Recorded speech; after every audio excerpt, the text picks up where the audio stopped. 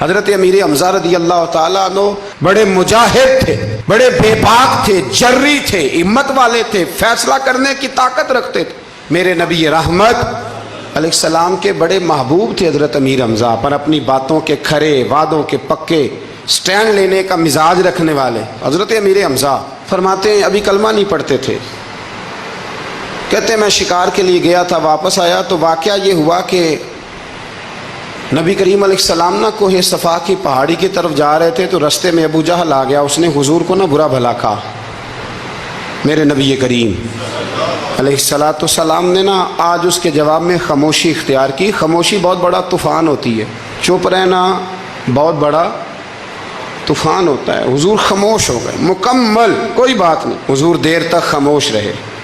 نبی کریم علیہ السلام جب خاموش رہے تو سر پٹایا اور اس کے ہاتھ میں ڈنڈا تھا، حضور کے سر اقدس پر دے مارا۔ حضور کچھ نہیں بولے، خاموش رہے، سر پہ ہاتھ رکھا، گھر تشریف لے کے وہ لونڈی دیکھ رہی تھی۔ نبی کریم علیہ السلام تشریف لائے حضرت ختیجہ کے گھر۔ اتنی دیر میں حضرت امیر حمزہ آئے تو اس لونڈی نے نا جناب امیر حمزہ کو مخاطب کیا، چونکہ اس نے حضور کو بھی دودھ پلایا تھا اور جناب امیر حمزہ کو بھی برابر کی محبت تھی، رضائی والدہ تھی۔ حضرت امیر حمزہ کو دیکھ کے کہنے لگی امیر حمزہ کہاں سے آ رہے ہو؟ کہا شکار کھیل کے آ رہا ہوں۔ فرمایا کیا فائدہ تیری بہادری کا، کیا مطلب ہے تیرے اس سارے کارنامے کا، کہا ہوا کیا؟ تو وہ لونڈی کہنے لگی کہ آج میرے سامنے ابو جہل نے ڈنڈوں سے اتنا مارا ہے کہ حضور کے سر اقدس سے خون نکل آیا ہے، خون نکل آیا ہے۔ مجھے پتہ ہے ابو جہل یہ ظلم اس لیے کرتا ہے کہ محمد ابن عبداللہ کے والد موجود نہیں۔ آج اگر ان کے والد ہوتے، دادا عبد المطلب ہوتے تو پھر میں دیکھتی تھی کون ان کے قریب آتا۔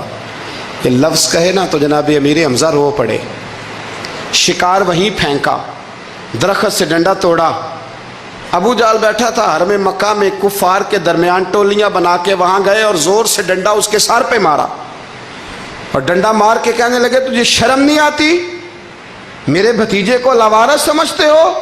جرت ہے تو ذرا آنکھ اٹھا کے ایک دفعہ دیکھو، میں تمہاری آنکھ نہ نکال دوں تو کرو ہمت، اگر طاقت ہے تو بولو۔ اللہ اکبر۔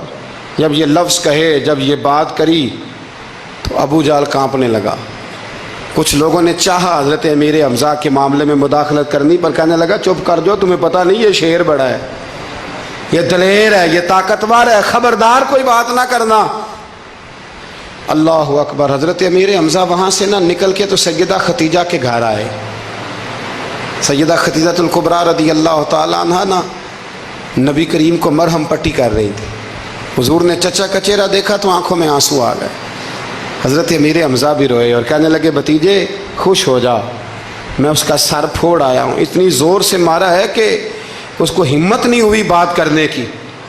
حضرت امیر حمزہ کے جواب میں محبوب فرمانے لگے چچا میں ابو جہل کا سر پھوڑنے سے تو خوش نہیں نہ ہوتا۔ کہا آپ کیسے خوش ہوتے ہیں؟ فرمایا آپ کلمہ پڑھ جائیں میں خوش ہو جاؤں گا۔ تو حضرت امیر حمزہ کہنے لگے کلمہ پڑھنے سے راضی ہو جاؤ گے، خوش ہو جاؤ گے، بس اتنی سی بات؟ فرمایا ہاں۔ تو کہا پڑھاؤ کلمہ، پڑھاؤ کلمہ۔